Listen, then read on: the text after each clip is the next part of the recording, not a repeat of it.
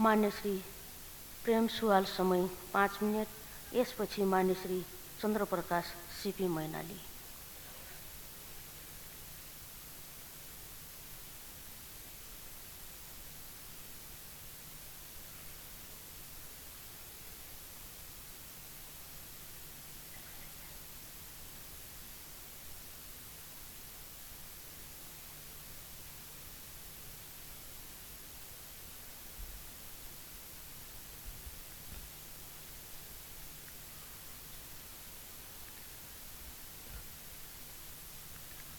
सभामुख महोदय, संविधान सभाको 1 वर्ष 9 महिनाको अवधिमा नेपालको संविधान 2072 घोषणा भयो।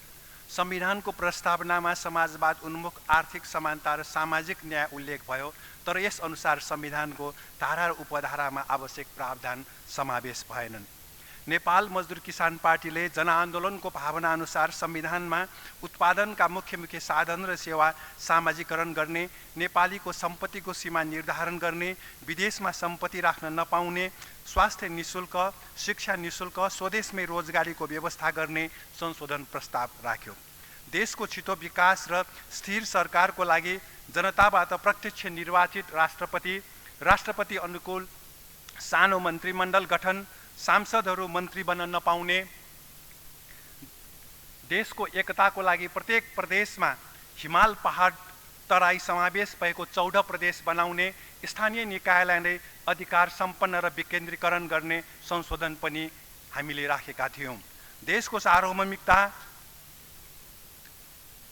रक्षाको लागि संविधानमा नेपालको क्षेत्रफल 1,47,181 वर्ग किलोमिटर उल्लेख गर्ने, नेपाल भारत दुवै देशको हितको लागि र सीमा तस्कर लगायत अपराधीहरू एक अर्को देशमा लुक्ने नियन्त्रणको लागि दुवै देशको खुला सीमा नियमित गर्ने संशोधन प्रस्ताव पनि हामीले राखेका थियौँ।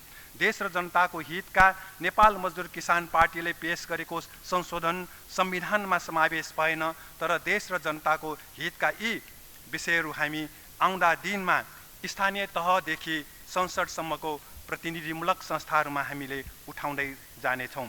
सभामुख महोदय, संसदको समेत जिम्मेवारी भएको संविधान सभामा जनआन्दोलनको मर्मअनुसार नीति तथा कार्यक्रम, बजेट र विधेयक पारित गराउन हाम्रो पार्टीले संसदमा निरन्तर आवाज उठायो।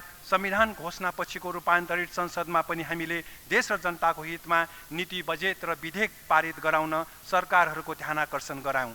सरकारमा गएका पार्टीहरूले संविधानको समाजवाद उन्मुख प्रावधान विपरीत शिक्षा, स्वास्थ्य निजीकरण, खानेपानी, सिँचाइ, वन, वन्यजन्तु, निकुञ्ज, रेलवे, सडक सबै निजीकरण गर्ने विधेयक पारित गर्दै गए। निजीकरण मुठ्ठीभर व्यक्तिहरूको हित हुने नीति हो, यसकारण हामीले विरोध गर्यौँ। वैदेशिक लगानी आए, देश छिटै विकास हुने भन्दै सरकारमा गएकाहरूले लगानी बोर्ड ऐन लगायत औद्योगिक व्यवसाय ऐन र अन्य ऐनहरू पारित गरे।